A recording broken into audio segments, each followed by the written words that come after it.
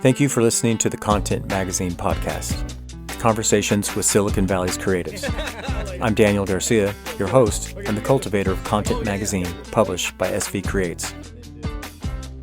Hello, welcome to the Content Magazine podcast. I'm Daniel Garcia, and we are excited to be here in our sofa office today with Tasi Alabastro, and he's a creator, artist, writer, actor, director, photographer, podcaster, illustrator, drawer, graphic designer. You've been doing your homework. Dude, and also you used a word in your description. Yeah. That it was a French word, flâneur. So I totally want to actually, I have never seen that word before. How did you come up and what was so much to put that into your bio or your little tagline? Yeah, I think the initial, thank you, by the way, that's the flâneur. It just means person who walks about town. Yeah. Right, and I could think of a handful of people in San Jose who fit that, like Gary Shen. Gary Shen, yeah, he is the flâneur. Yeah, exactly. Flâneur. And I was working on a show, very important show to me, called 3 Days of Rain, and I did it years ago. And there was that word came up in it because the character's name was Walker. Okay. And so the idea is that he walked around town and really got his thoughts together that way. Yeah. And there's something about that really struck me at the time. Yeah. That, I found myself doing that quite frequently, or if I'm having creative problems that I needed to, figure out for myself, I would just go for a short walk. Yeah. And, I think a lot of people do that. Yeah. But what I really enjoyed was the fact that, I could walk around town and actually just be present. Yeah. And, look at what's happening around me. Yeah. And San Jose has some gorgeous murals and some wonderful, and occasionally someone I will know, so totally. It pays to kind of have your eyes up. Yeah. And it just made sense. And to add it into a bio. Yeah. I'm like, this feels like just a little... I did it just for this moment. It is. It's such, because it's a word. Okay, I was even kind of embarrassed to even to even let you know, I don't know what that word is. I looked it up because I was what the heck is this? Right.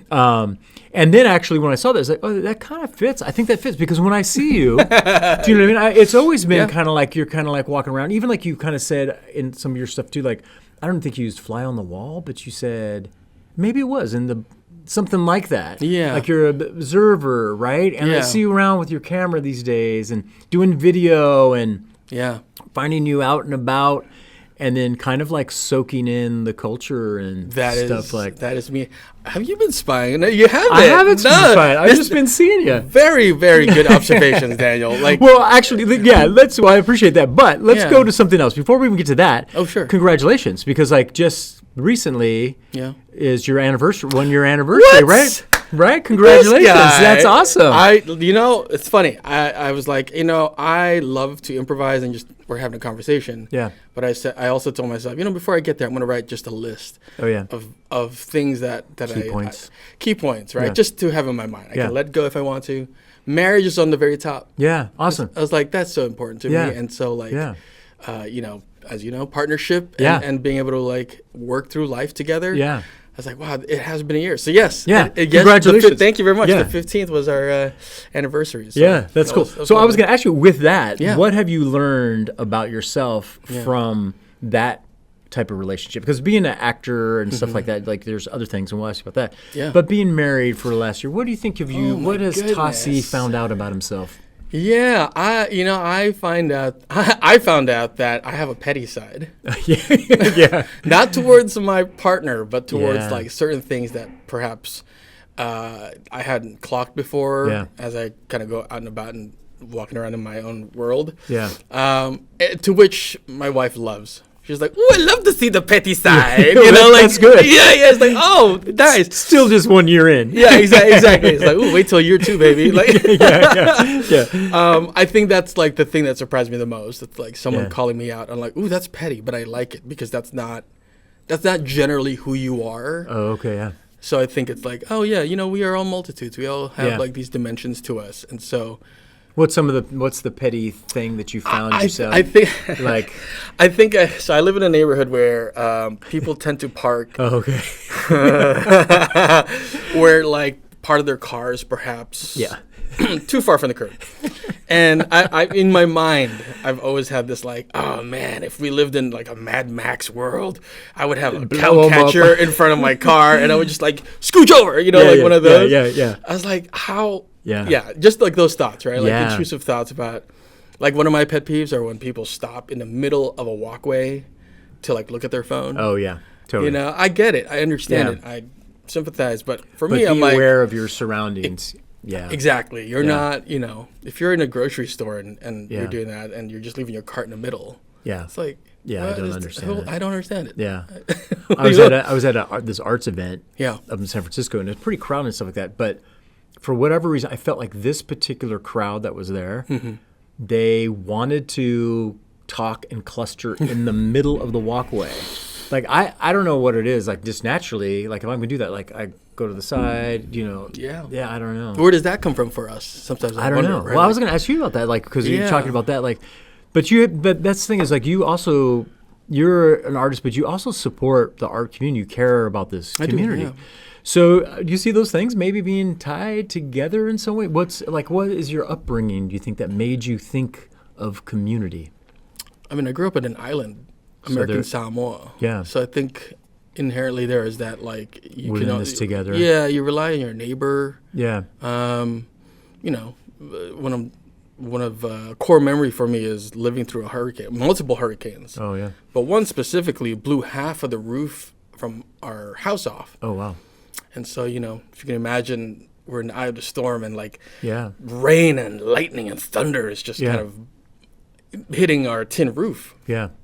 And it gets blown off. And, at some point, my dad and my uncle and our neighbor decide, I think it's safer for us to move what we need into shipping containers, which coincidentally happened to be nearby because there was a car dealership. Oh, okay. So, living on an island, that's where you would get cars on. Yeah. And so they managed to unlock one of those, and we just kind of like, had it things on our head, and we hauled it into there, and we stayed there for a day and a half. Wow. And I think for me that I felt safe. I felt like that was all scary that was happening, but because we all did this together, it felt more of an experience. Yeah. And, bless my parents and the adults who were around me, they didn't try to make it a big deal. Yeah, right. Now that I look back, not to get too frantic and panicked. Yeah, but looking at it now, it's like, wow, like half the roof of my house blew off, and like we couldn't even access the bathroom. So scary. It's that whole thing. Yeah, so maybe that is some of the the island experience. And then what brought you? How did you get to the United States, or not the United States, but I mean to the mainland? I took Hawaiian Air. Coach or first class? I tried for first class. They were like, no, give you. Was it for school? Yeah, when I first, I'll specify because I moved in 2000, the year 2000. Remember that on TV? To go to school at SF State. Yeah. And after 2 years, I was like, this is not for me. Also, I was going through a breakup. And you were doing microbiology or something like that? What? Right. Do you remember this? Yeah. Or something like that. I'm taking a pause right now to just like, you're giving me like actor studio or, like what? How did you do that research? I was a microbiology major. I love science. Yeah. I love being curious about how the world works, right? I think that's where it came from. So I think there's a lot of tie-in between science and the arts and how you pursue curiosity and like the unknowns, right? Like art is all about kind of, not all, but a lot about the unknowns. Yeah. Right? So I paint here. Where does that go? Yeah. Yeah. So I was a microbiology major, and then I had a bad breakup. Lived in Daly City at the time. Okay. And as you may or may not know, for those of you who are listening, watching, it's foggy. I needed my vitamin D, as I learned. So thankfully, I have a brother in Hawaii, and he was like, why don't you come help me with my business? Yeah. Until you figure things out. Yeah. So I moved there for a couple of years. Yeah. Started getting took an acting class, and that was pretty much it. Like I took that one class, walked into that dark classroom / black box theater, and like something about the smell and maybe perhaps that everyone was nervous just like I was. Yeah. There was something, and even so, when I look back at it now, I think there was a bit of competitiveness that was happening for me that I liked. Yeah. Where everyone had a chance to go do something. Yeah. And I could understand where how some people are withdrawn from taking class like that because, oh my God, I'm on the spot. Yeah. And that's fair. Sure. Well, there are a lot of actors actually that are, there are people in general, but there's with insecurities and even fear, and not necessarily people. Do you know what I mean? So to go into like a theater is like really scary, but they love exploring the other characters. Yeah. But you were more. What was it that attracted you to it? Was it the competitiveness? Was it the exploring, the curiosity from microbiology curiosity put into the characters? Or I really want to say it was just curiosity. Yeah, it was curiosity and making something out of nothing. Okay. Yeah. Okay. Right. Yeah. So before that, I used to draw a lot. Okay. You know, like used to kind of make my own little comics and copy comic books and I feel like that is almost a direct, like, what is it when you're on stage and you have a script perhaps and you're going through something, you have your tools, then you go make something. Yeah. Right? A musician does the same thing, right? Yeah. He's got his tools, or they got their tools. Yeah. And then there's for me, I think because and I didn't notice it until maybe in the last 10 years, I'm a very reflective person. So I always take time to reflect on, what did I just learn? What did I just experience? How did that happen? And I think that worked hand in hand at that time because I had a lot of time to reflect, and then I had all these little condensed moments of creating art. Yeah. Right. And creating art as a collaborative way, and also like as an individual. Yeah. And I think I had a lot of time to go, oh, it was just really fun. It was scary. But I didn't die. Yeah. I got through it. Yeah. So that cycle. Yeah. Right. And I think that's harder to find sometimes in an academic setting. Yeah. Because you go through a whole semester. You sit in a chair. You learn, and then you take a quiz, and you take a test, and you get a result, right? Yeah. And for me, I'm a terrible test taker.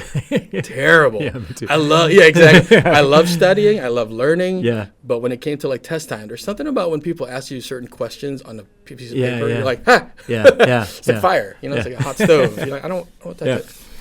Oh, that's interesting. Yeah. So I was thinking. So then, when you went to Hawaii, I mean, you were heartbroken.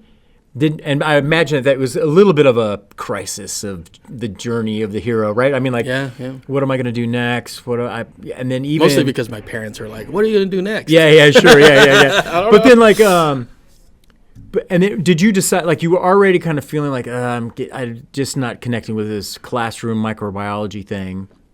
And then the breakup kind of like pushed you to go. So you must have been in a little bit of a no man's land. What was like your emotional state at that particular time? And was it the theater that woke you up? Yes, and music, of course, and just the chill island vibes. I was like, oh, this is where I wanted to be this whole time. Yeah. But yes, to your point and to your taking that class was that. Yeah. As soon as I took that class, I was like pedal to the metal. Yeah, cool. And yes. And then you already had an whatever that word is, idea of that when you were younger, or like was that really just kind of like a weird thought that you had, or?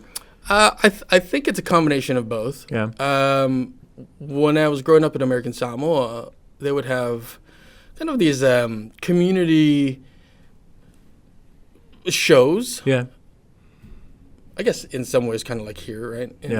Where it would just pop up and there was the thing, but there was a lot of this is probably, we're not a monolith in Samoa, but it felt like everyone was very performative. Okay. And in a good way. Yeah. Like we're all trying to make each other laugh. Yeah. And part of that, I think, is when you live on an island and like you suffer hurricanes and any place that has that natural disaster, you gotta laugh. Yeah. Right. Which I think is one reason why why are Filipinos always so happy? Yeah. You live in Hurricane Alley, you'll find out pretty quick.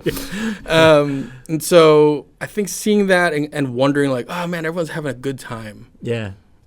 So these are the little like cellular elements that have come in. Like, oh, I like when people have a good time. Yeah. I enjoy hosting on occasion. So like those two already are like, and it's not so much like, oh, you get to see me. Yeah. I don't think it's that, right? I think it's like everyone's just having a great time. Yeah. And then late, where was I going with that? Just what coalesced to bring you into that. Oh yeah. That class. Okay. Well, and then I was at SF State. and I was taking at the time, Human Sexuality 600. Okay. Which apparently, according to my counselors, everyone loves taking that class. Okay. It's a 600-person class, or 500, whatever it was. It was huge in the class. Yeah. Huge lecture hall. Yep. It was at the theater, actually. SF State's theater. Okay. And so I remember arriving early to that class. No one was there. And I kind of walked down the aisles. Yeah. Got to the end. I turned around and I just went, ah.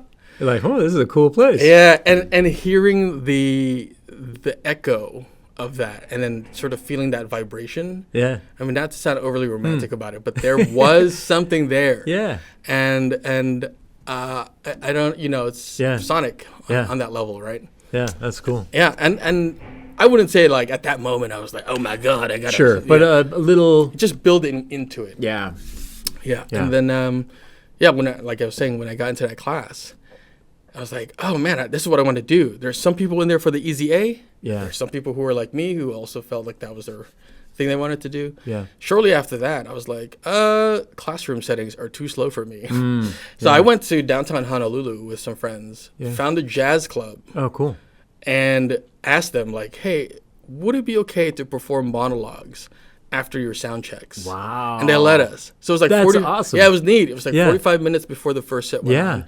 There were already people at that club, so having a drink. Kind of like a poetry, open mic-ish type thing before they did. Except no one explained what we were doing. Oh, because it was just they would do the sound check, and then it'd be like, the show starts at 10 o'clock, go ahead. And then you would walk up there. Yeah. And then you would be like, to be or not to be? Yeah, some monologue that's out of context, right? Like, what is happening? It's like, Was it stuff that you wrote yourself, or you were actually doing lines? It was just from things that we found. So it was people that you kind of brought from the acting class to go to that. Yeah. So then, but okay, now don't be offended. But it seems to me like I'm leaving, and we've seen each other. We don't know each other real well, but I've seen you around, stuff like that. Yeah. But you seem to be like, I could see little Ryan Tasi. He's my government name, y'all. As a kid, being a little bit of a clown, life of the party, showy and stuff, right? Yeah. So I mean, you're the youngest, right? I am your the family. Youngest, yeah. So maybe there was a little like, look at me. A little bit. And I don't know. I'm a youngest too, so there's a little bit of that. I don't. And my daughters, there's something about that, like maybe because you get support or whatever. But you're a little bit of a performer in a sense, even when you were growing up. Or there's a photo of me. I think it was taken in California when we visited my uncle, but it's me in like pajamas, or not pajamas. I'm sorry, like booty shorts, hot pants, yeah. And I've got my tank top over my head, like I'm rodeo styling it. Nice, yeah. And I don't know who took it or like, but it exists, and I always look back at it and go, oh, Defiance. it started somewhere. The Defiance, and like just willing to. Just be there, I guess. Yeah.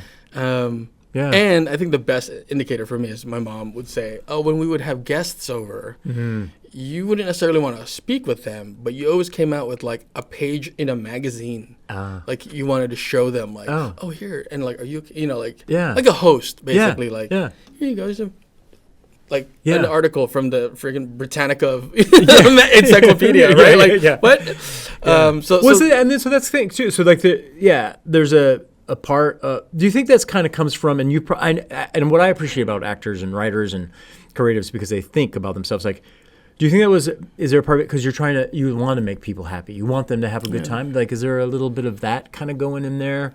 That's for going in for even that, like giving the guests a paper and getting up on stage and I think I don't know what I was thinking at the time, right? Or like where I learned that behavior. Right. Certainly it didn't feel like when I look back at it, it didn't feel like something I learned from my parents necessarily. Yeah. So either Fred Rogers of Mr. Rogers' Neighborhood or something I might have watched, or thought that was really cool. Right? Yeah. Like a lot of things on PBS were kind of geared towards allowing yourself to be you and inviting people to the table kind of situation. So I think there was that. It's hard to say. It's hard to pinpoint. I mean, I'd love to delve into that and keep thinking about like what was it exactly that I was trying to achieve at that point, right? Yeah. Ultimately, it could also be because I see myself doing this now too. Is that I like when people feel included. Okay. All right. And I don't know if like maybe because I felt excluded growing up in school. Maybe I mean I don't think I was. I think I was kind of just okay being by my own. Right. Yeah. You know. And to some degree, I still feel that way even in the arts community here. Yeah.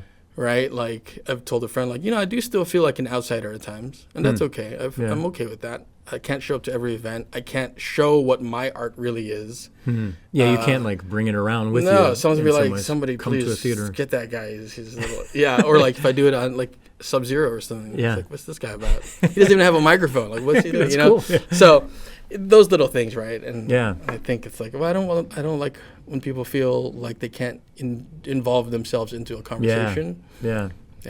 So that's cool. That's interesting. Yeah. Well, and that's what I really appreciate about, I mean, even when you're talking about that first kind of acting class, that probably in that way, like you found community, right? Because when you're doing something like being vulnerable, even though it's not the same thing as a tragedy or anything like that, but you're being vulnerable to put yourself out there, and then you're getting acceptance, and people are doing it with you. It builds community. I mean, that's why I'm always amazed with the theater community, just how connected they are, especially after doing a show. Like, you know what I mean? It's like, it's kind of weird, actually, in some ways. It's beautiful, and yet at the same time, as the outsider who's not a theater person, you're like, they do seem a little off, but they're drinking a Kool-Aid and a magic of a moment, right? I mean, I get asked this, like, did you go to, are you a theater kid? I'm like, no. I didn't find it till much later. Yeah. And so even in that community, I feel like an outsider sometimes. But I'm like, everyone's different. So, everyone's going to have their own thing and that they bring to the party. And that's cool. Yeah. Do you remember the first kind of like major part that you kind of did and had? Do you remember that kind of course, like, and what was it, and how was the preparation for that? And I mean, major part, I guess it depends on what. Yeah, not like actually like a primary or a whatever you want. I don't know what you call it. Yeah, I'll name two that I feel like were propellers to where I am now. One is a movie I worked on called Yes, We're Open, and which you could watch on Prime. Yeah. And I think one of the reasons that one sticks out to me is because when I first started, I used to blog. I still do. I still blog a lot. And I was on Zanga, for those of you who remember Zanga. Oh, taking us way back. Zanga and like MySpace and that time period. Yeah. And there was an actor I was following named Perry Shen, who at the time worked on a movie called Better Luck Tomorrow, directed by, I can't remember the director. And it was at Sundance, and it was about 4 Asians who got into, like, they were all A students, right? As you kind of would, the stereotype. Okay. But then they got into some trouble. Okay. And when it premiered at Sundance, there was a person in the audience. You could find this video online too. There's a person in the audience who was like, "Oh, I don't think Asians should be doing that." Like, he had some opinion about like where these characters fit in society. Oh, interesting. And interesting. Coincidentally, Roger Ebert was there, and he stood up for the directors. Like, who are you to say that these people aren't able to have a full life, spectrum? Exactly. So anyway, going back to Perry Shen, he's the lead actor in it. Well, it's an ensemble. He was one of the actors in that. He wrote about his experience, and I remember just typing as a response, like, "Oh, that movie really stood out to me, and I hope we get to work one day." Flash forward years later, I get an audition. Subsequently, am cast, and the producer's like, "Oh, great, your scene partner, your character's best friend, is going to be played by Perry Shen." I was and you're like, "What?" That's awesome. Yeah, and that for me, that's so cool. Like, I love full circle moments. Yeah, right? Yeah. And you could catch Perry now. He's done General Hospital. He's done a lot of like voiceover for like Batman animated stuff. Yeah, like, he's a working actor, right? In LA, and so just to kind of have that opportunity to thank him for putting things out there. Yeah. Regardless of who might be reading or listening, right? And so that has been like a very important. This is why I blog. This is why I share certain things. Yeah, is that on the off chance it finds someone who perhaps needed just a little push. Yeah, totally. Or reason to go do something. Yeah, that's the hope. Yeah. The second one I would say which is more connected to, I suppose, the craft of and learning the art of performing arts, is a show called 3 Days of Rain, of which the word flâneur comes from. Okay. It was directed by Meredith Hagedorn, and Meredith had seen me in a couple of comedies here at City Lights, and she thought to herself, gee, he's funny. What else can he do? So she threw me a bone. Oh, nice. And put me in this play that had three cast members, right? 3-handers. And in Act 1, you play the character is a neurotic person who's inherited his father's like architectural empire, shall we say. Okay. In Act 2, the same actor plays the father. Okay. And he's a lot more reserved. He's got a stutter, you know, complete opposite. Yeah. So I think for me, it's knowing that there will be someone there to advocate for me, as long as I keep showing up. Yeah. And it was an opportunity to say, oh, look at this challenge. One, that this character is written for someone who doesn't quite fit me, right? But I approached it like, no, this is me. Like this, why couldn't it be? Yeah, totally. So it was breaking down my own mental barriers about like what I can and cannot do. Yeah. And how to apply myself. Yeah. And I came out of that experience like a better person, a better performer, certainly a better actor. I was like, oh, because I had to do more homework and I had to like, you know, all the things that I dropped out of school for, I applied. I applied in there, and I was my own professor in that way. Yeah. Right. And so I learned the way that I wanted to learn. And I got to have classmates that were really fun to be around. Yeah. And then ultimately it was a very entertaining show for the people who came to see it. So I think there was that like reciprocal storytelling. Yeah. Right. You know, so that's cool. That's cool. Yeah. You do a lot of things, right? I mean, you're doing the podcast with David Morales. You do Red Ladder, of course, which is taking theater into the marginalized communities. Marginalized communities, yeah. You do this thing that I don't understand about twitching or switching. And like review of games and stuff like that. That's like even like a whole kind of like thing. I don't know. Yeah, you were on my live stream for a hot second. There's a clip of Daniel floating around out there. Oh, really? For you listeners. Probably because I popped in and looked at what this is. I'm like, I don't understand this. I'm out of here. I think it was you and your family were walking towards Academic one day, coffee shop. And I was walking towards City Lights, and I happened to be live streaming. And I was just like, hi. He was like, hi. So there's a clip out there. Oh, okay. Anyway. It wasn't me actually coming into the... I don't even understand that with the headset, and you're talking about, and this gaming feature, like, I don't understand. But you kind of do some of that. You do lots of blogging. You do review, you know what you mean? And then you write as well. You've written a couple pieces, and you direct. And then now you're doing... Just recently, yeah. And then what's the whole, like, this current thing that's going on? You're the... projection. Oh yeah, projection content creator. Yeah. Let's start there and then go to all these other. So projection content creator. So it's just the visuals that are going on the stage, and you created those. Yeah. So this is a my first time being a designer for a theatrical production. Okay. And well, you've designed some posters for different or flyers and stuff for different shows too. But this is actually in the show. Actually, you should go see it because it closed at TheaterWorks. It's a co-production, and it's open now at Center Rep in Walnut Creek. So if you ever make your way down, and it's playing until like probably another end of the 2 month weeks, or I think. Okay. But it's essentially a murder mystery sex scandal set in a senior assisted living. Oh, oh yeah, no, it's great. It's written by Ming Khan, directed by Jeffrey Lowe, who you've had as a guest here.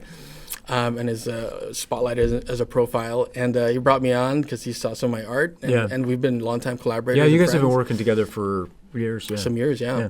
And he's like, hey, how do you feel about like creating some imagery for? We have 5 massive monitors that will be on stage. 3 fly out, 2 stay on the side. Wow.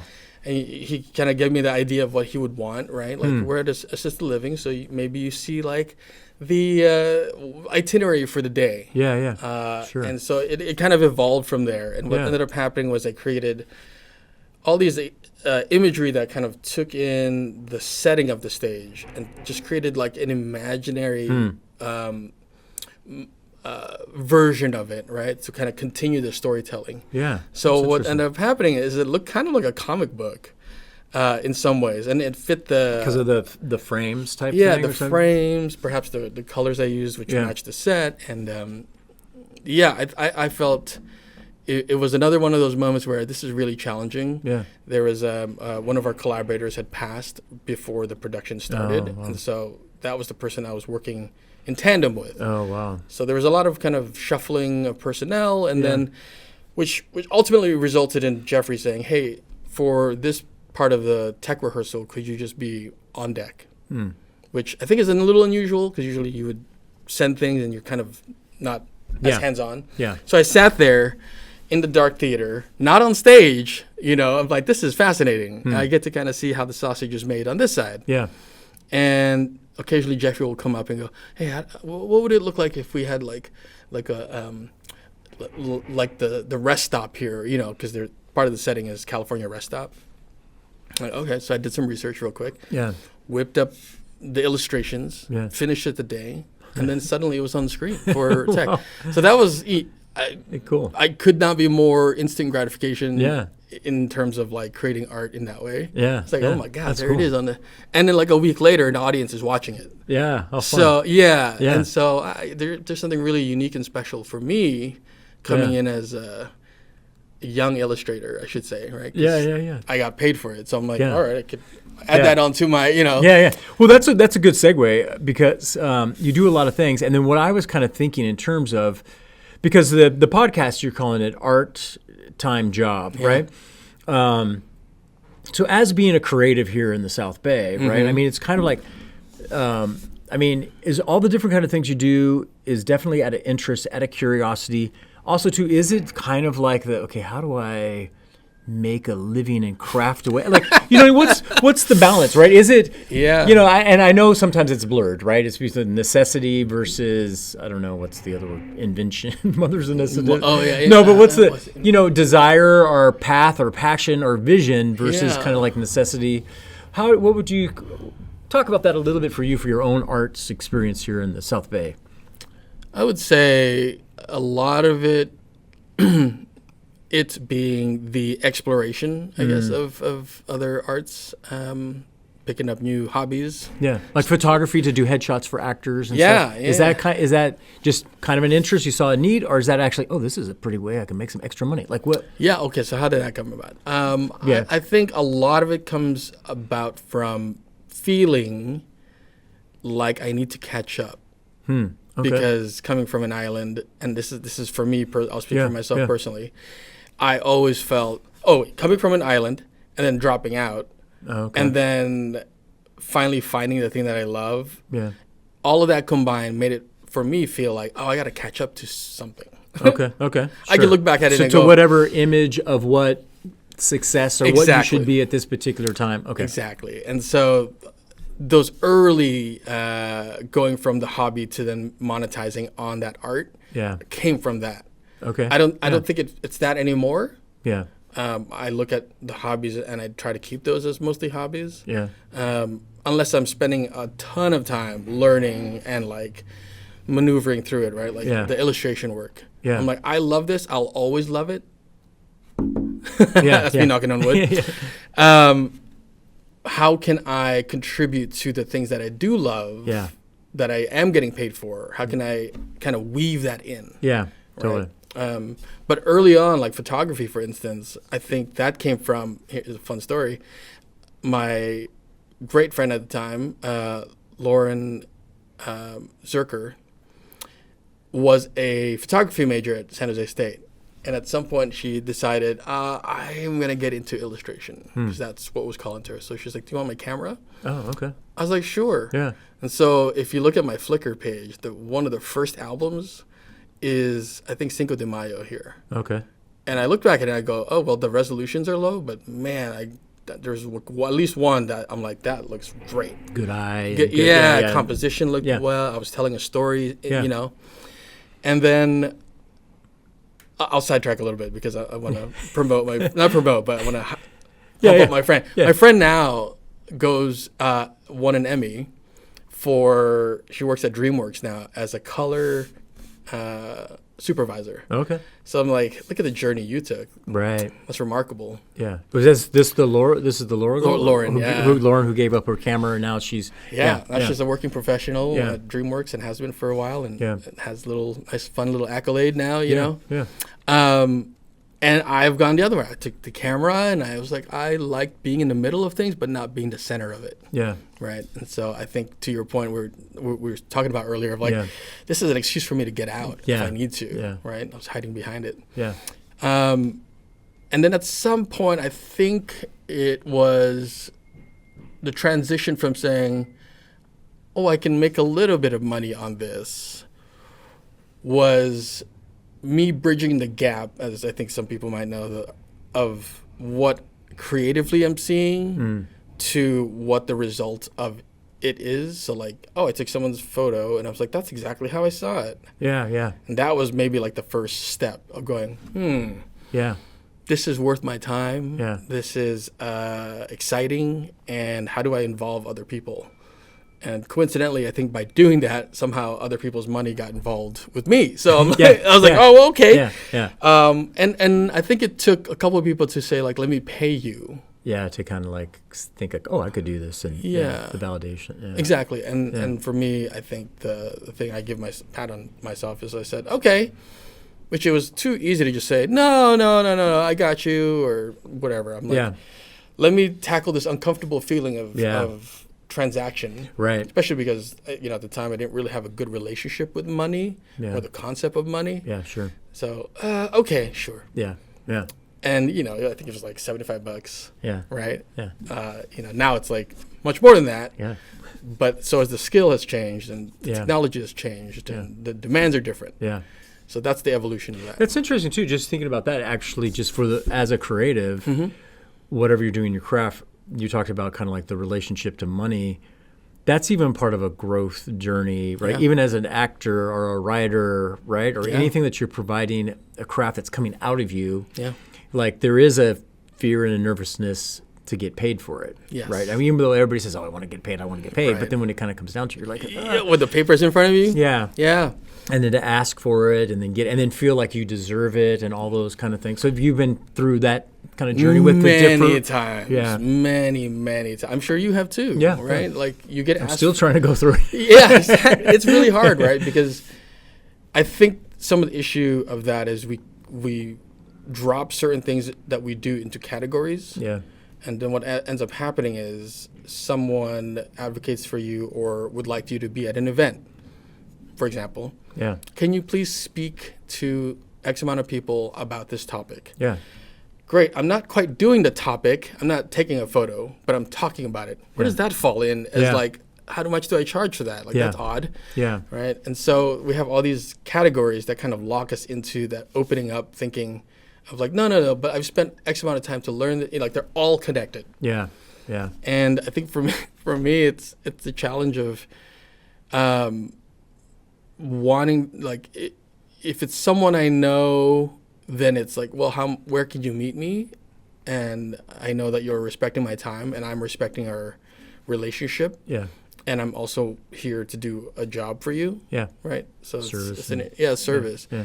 So I think the best thing I've done for myself really is just to kind of make notations and milestone guides for myself. Like for this company, I charge this much. Right. For this person, I charge this much. Yeah. So now I'm doing a better job documenting what I'm doing. Right.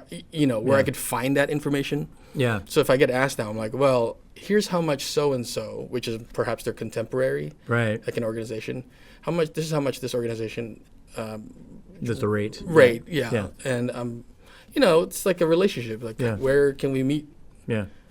So in all the different things that what do you think is the one avenue that you're exploring and you're doing that excites you the most, or that you kind of like, just kind of how like your path and all of our paths kind of, is there any particular kind of thing that you're feeling like a little bit more like, oh, I think I want to give a little bit more of my energy and time to this over the others? Boy, that's a great question, because we all go through different phases in our life, right? Totally. Like, what are you into now? I don't know.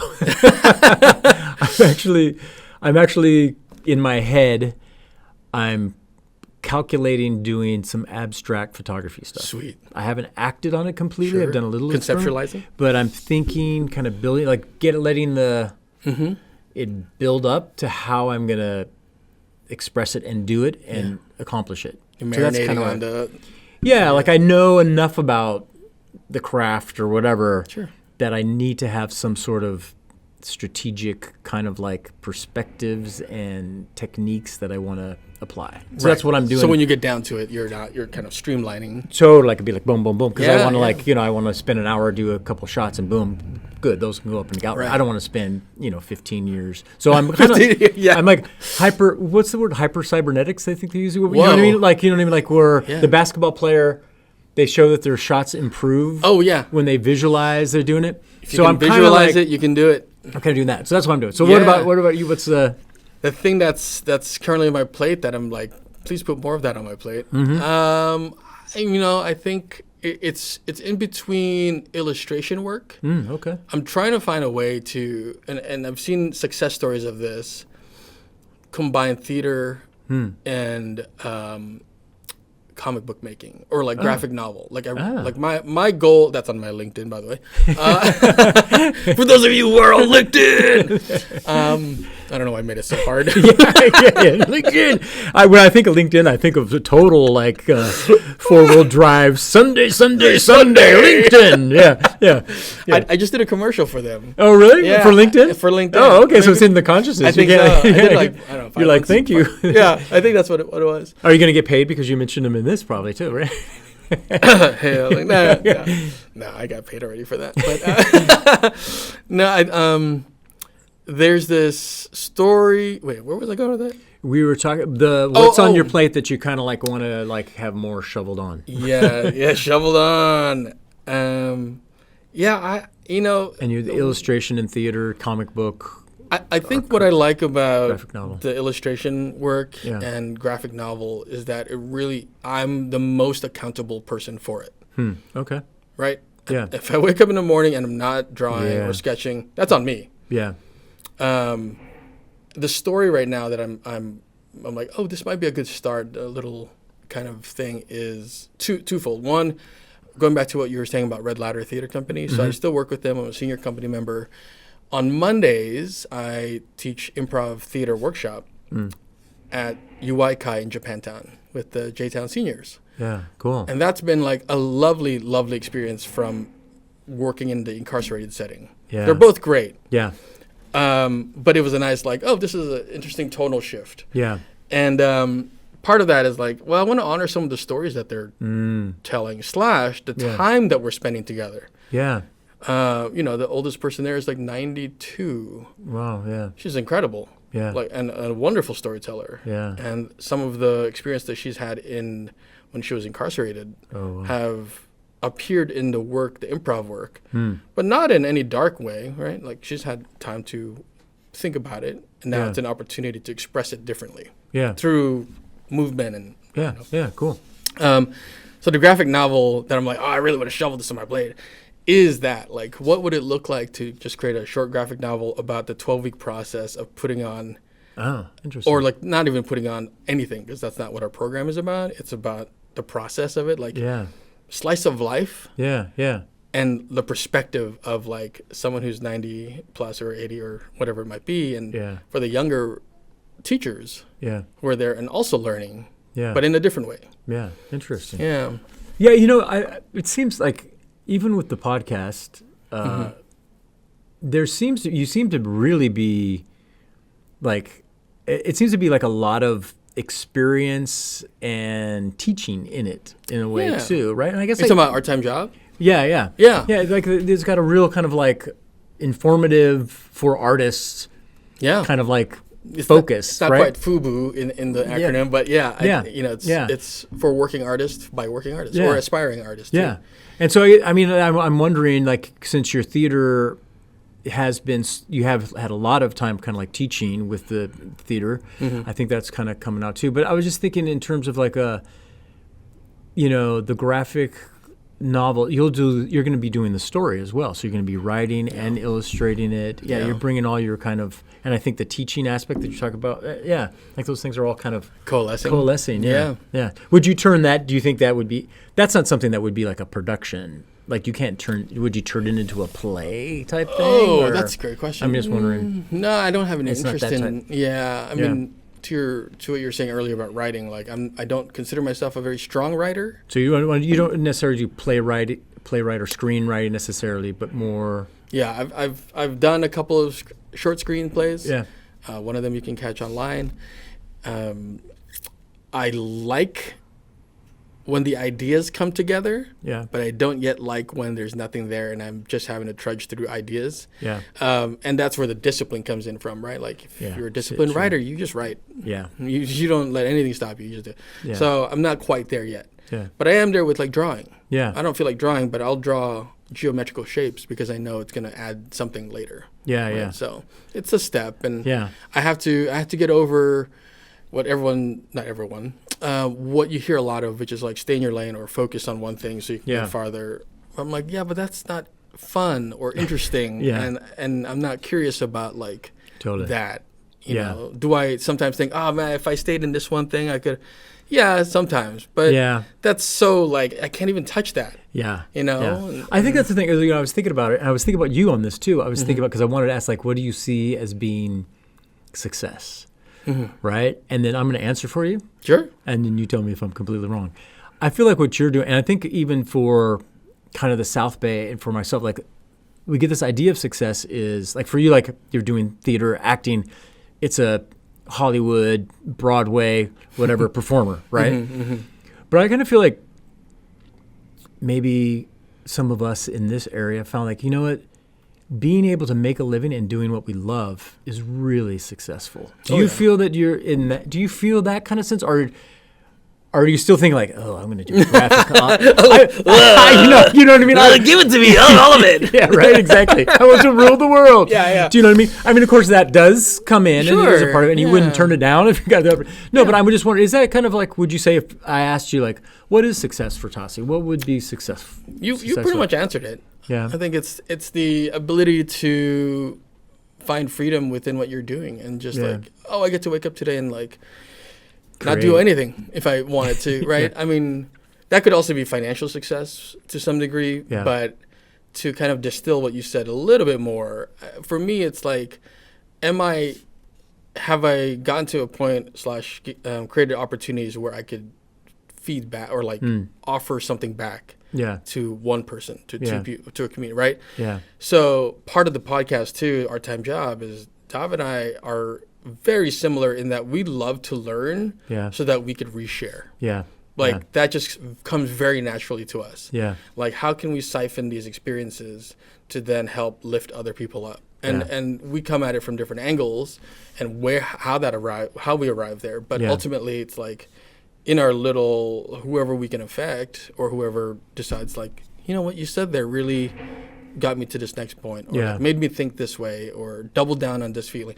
Like you were getting a response. Yeah. Right. And that to me feels successful. Yeah. And certainly it's a notch on my like personal milestone counter that you got to make for yourself. Yeah. And as long as I'm able to have a mindset where anything is a milestone, that's success, right? Yeah. Because no one gives you a promotion in like the arts field. Yeah. Unless you're like an arts admin person perhaps. Yeah. But as a photographer, like what's a promotion for you? Right. A new camera? Yeah. Sure, why not? You can. Yeah. Or taking an image that you're proud of. Yeah. 100%. Yeah. So, is there anything that you're reading right now that kind of like is inspiring you? Or? Yes. 2 books. I'm reading Matthew McConaughey's Green Lights. Oh, okay. I'm like halfway through. Every year I read at least 1 or 2 autobiographies. Okay. I think part of it is inherent interest in other people. Yeah, learning from others and their experiences. Yeah. And like, well, if one person's going through it, someone else is, right? Yeah. And the other book I'm reading that I just picked up is called The 4 Pivots. I wish I could remember the author's name. 4 Pivots.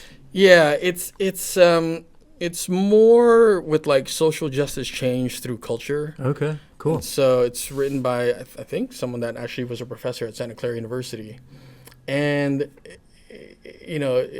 it posits like, in our work environment, what can we do differently that really addresses like the inequities and the inequalities that are oftentimes invisible? Yeah, totally. And I'm maybe like a quarter of in, but I like that it speaks to me in a very conversational way. But I'm also picking up like, oh yeah, that is important. Like, let me clock that for myself. So when I get into a situation where I'm collaborating with the team, like one really great like mindset thing for me is like, we often look at things through our lens. Yeah. But sometimes it's helpful to look at things through our reflection. Oh, cool. So that instead of saying like, instead of being outward, you're thinking, well, this problem, how does it factor with me? Yeah, interesting. Like, why am I affected by it? Yeah. Then you make your choice rather than like, well, this situation is this way because this economic situation or, whatever. Yeah. So it's just a little slight change, but I think you can use those tools in different ways. Yeah, so that's cool. Yeah. Is there one particular quote or I was thinking about this on the way here. I was like, he's going to ask me for a quote. No, that's something, or even like a philosophy of approaching life that you try to think about or bring with you. Yeah. Literally, I was thinking about this. I'm like, I am, for an actor, I have terrible memory. Really? Yeah.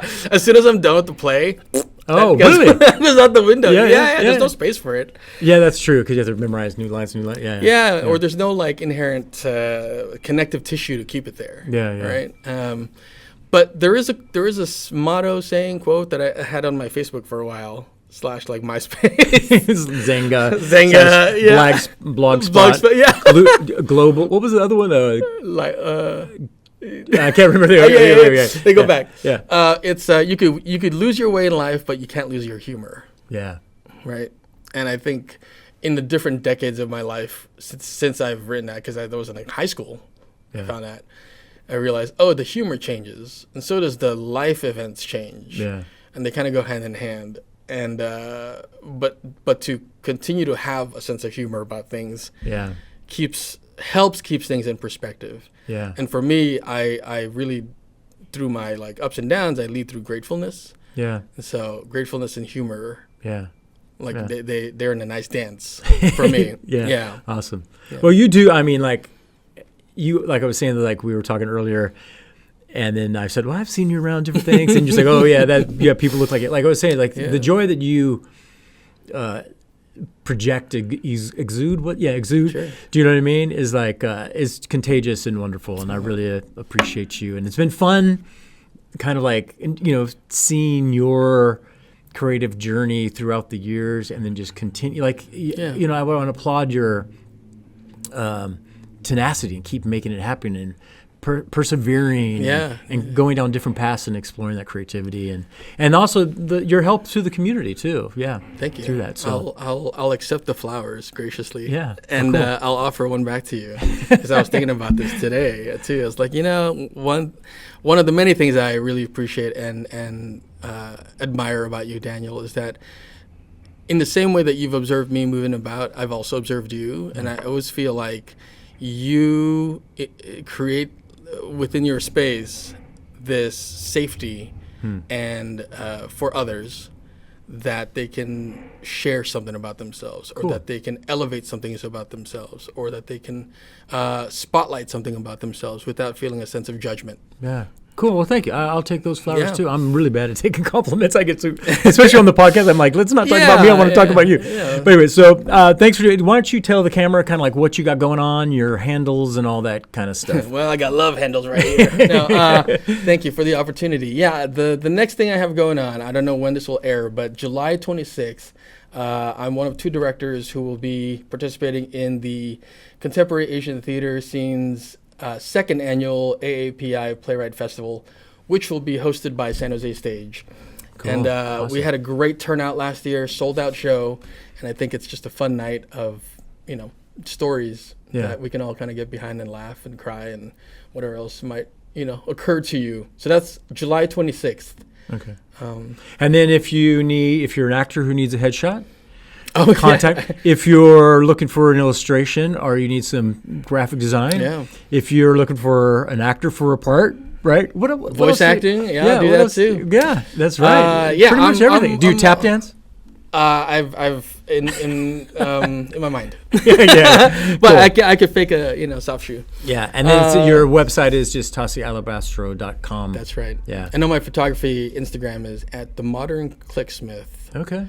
Which I don't advertise a whole lot. Yeah, I don't think I've seen that. Clicksmith. Nice. Part of the job of the photographer is curating work, and I feel like I spend more time curating than I do posting. Yeah. Because I'm like, does this fit a theme? And like, what am I trying to say in this? You know what I mean? So, yeah. I think the last photo I posted was recently, and even before that, there wasn't much there, but it was at a bookstore, and they had their American flag upside down, and I was like, oh yeah, it's pretty punk. Yeah. I like some that you did too, where you were walking around and just taking pictures of your feet in different scenarios with shoes. Yeah, it's pretty cool. Yeah. Thank you. Yeah, thank you. Cool. Appreciate that. All right, well, thanks for being here, and then thanks for having it's me. good seeing you and sitting down. I think this is the most actually that we've ever really talked, and I really appreciate hanging out with you. Yeah, thank you. Thanks. Appreciate it, man. Thanks. Good talking.